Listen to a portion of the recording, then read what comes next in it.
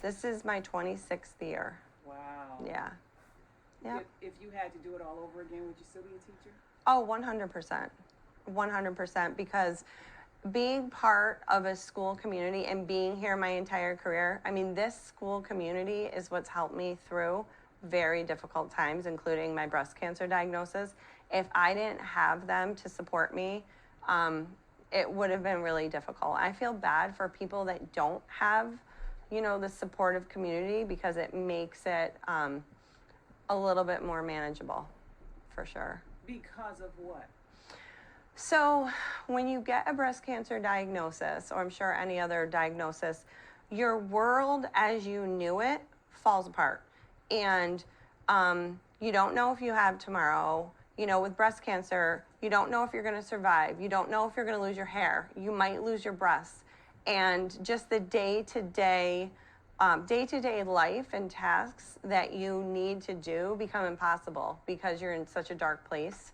So having my community make me dinner and call me, visit me. I used to schedule play dates. One teacher came over, we wrapped Christmas presents together. There was a car parade for me, and many of the teachers were there. All of that helps when you're kind of in the trenches and your life is chaotic. To have that supportive community makes you feel more empowered, like you can actually get through it. When you were diagnosed, do you remember that day when you were told that you had breast cancer? I was actually in my classroom when the doctor called, and he had told me, don't be alone when I call. Have someone with you. So I ran in the hall, found a colleague, and we took the phone call together. I'm actually writing a memoir about it because that moment will stick out to me forever. But I was here, and then I went home, and I actually wasn't able to come back for the rest of the year. It was November 2019, right before the pandemic. And I had to go through 5 months of chemotherapy. So I wasn't able to teach because I couldn't be around the kids who are very germy a lot of the time. So, that call changed my life forever. But I'm back and I'm feeling strong. And it was hard at first being in this room where that all happened. But my colleagues picked me up. They really picked me up. And how did you find out about To Life? So To Life saved me when I knew I was going to lose my hair, right? So I went with my best friend and my mom, and I pretended like it's sort of like going prom dress shopping, but for a different reason. But it was that vibe. It's a place where you can go. They have services for women, whether you need prosthetics, if you've had a mastectomy, or a wig if you're losing your hair. So it's like there's shelves with wigs around you, and each wig has a different name. So you try the wigs on, and my wig was called Mackenzie. And then I had another wig that was attached to a hat that made me feel like J-Lo. So we called her Jennifer. And then when I had no wig, I was like G.I. Jane. And they just provided me with a comfortable experience to give me confidence because I was so scared to lose my hair. I mean, I was petrified. It's like, is my husband going to look at me different? My students, I just wanted to feel like myself to get through it. And so To Life was amazing in that regard. I had no idea about any of these services, but I needed them. And so if you, and I guess sort of one-stop shopping, it's all there. Mm-hmm. If it wasn't there, how would you have gone to various places to get the things how would you? Right, so it would have been much more difficult? Right, so you have to kind of reach out and figure things out. I ended up calling a few women who had breast cancer, so they were my mentors. But you kind of have to reach out, which is scary. Like, to look something up and then reach out, it's really hard. So they do have a comprehensive website, support groups and things like that. I'm trying to give back right now to women who are newly diagnosed. So I've been kind of working with To Life to mentor and connect with women on the phone. I had a phone call last night, and it's been amazing because not everybody has the support that I have. And a lot of people might want to keep their diagnosis private and they need somebody to talk to. So, being able to be that person for somebody else, I really take it seriously, and I feel better because I don't go around all day talking about what's happened to me, but it's a safe place to share my story. And I actually have had breast cancer twice within 3 years. So I had, stage 3 chemo, lost my hair. I had a lumpectomy. I had 35 rounds of radiation. And then this past March, a mammogram picked up the same cancer that kind of grew back in the same breast. So I'm in it. Like, I just went through this again. So I had to have a double mastectomy. And it's completely been a nightmare. But once again, my school community, my Guilderland community, the Guilderland sports community, my sons both play football, and the Pop Warner program got us a cleaning service. The varsity program, it's like the varsity coach showing up at my door with gift cards and money, and the basketball program fundraising for us. Like, I felt so supported, and I draw on that. Like, this time, to be honest, my life is a total nightmare, but I am doing awesome. I'm so strong. And it's because of everything I went through. I was ready. This time, I was ready. I could work. I was strong. I had tools in my toolkit to get through this, and that's what I did. Yeah.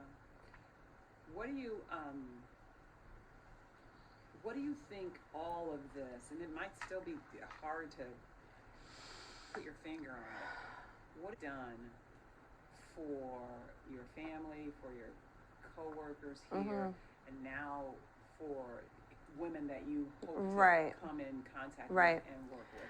I think everything, my family has been through, we've learned to really appreciate a normal day. Okay, your car won't start, no big deal. We got this, let's figure it out. It's happening to my family right now. It's like, let's borrow a car from somebody. And having hope. If you have hope, you really can get through anything. So, my son had emergency surgery last year on the day of his homecoming football game. It's like, we've got this, we've been through it.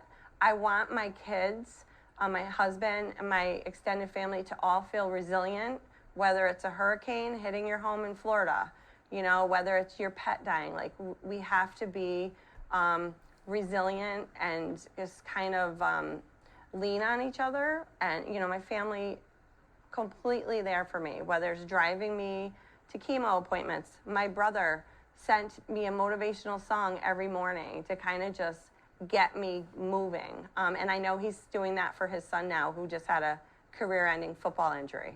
So my husband, he's a teacher also, his school allowing him to take time off to come with me to my chemo treatments.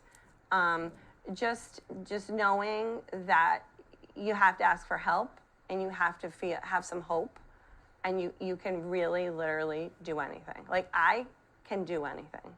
I've been through situations where I'm like, it's gut-wrenching, on the floor, screaming, not knowing what's going to happen to me.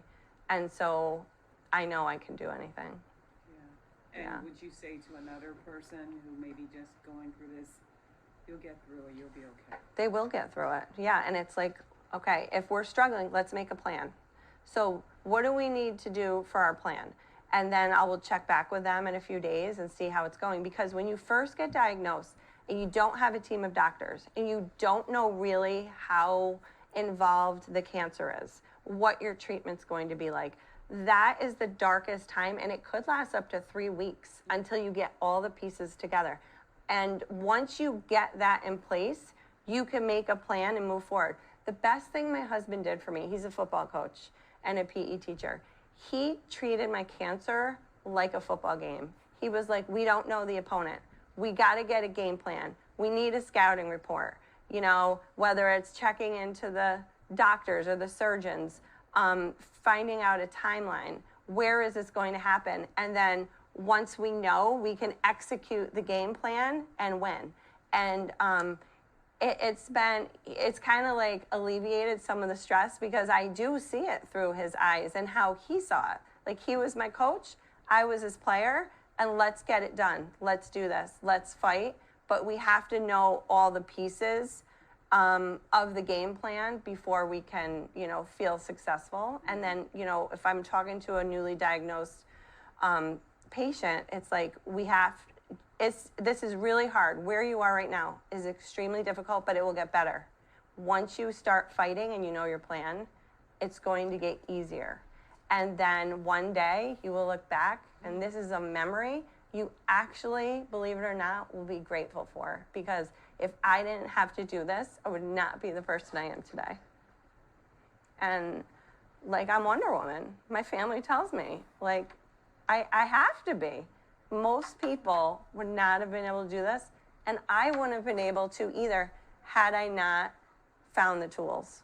Whether it's therapy or going to see my primary to get some medicine that can and help me through a depression.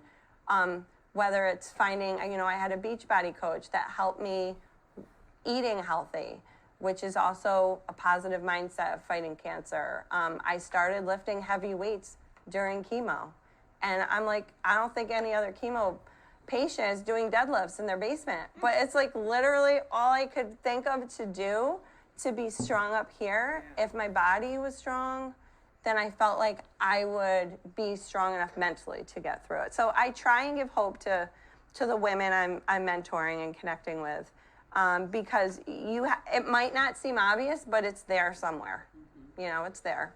It might not seem obvious to you, the person going through Exactly. it, but it's in you. It's That in is you. to do this. Exactly. Like one woman I was speaking with, she's like, I just need to survive for my son. I've got to do it for my son. And I was like, you're forgetting yourself.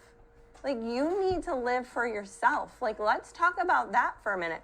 Because if you're strong, yeah, you're going to be there for the rest of your family.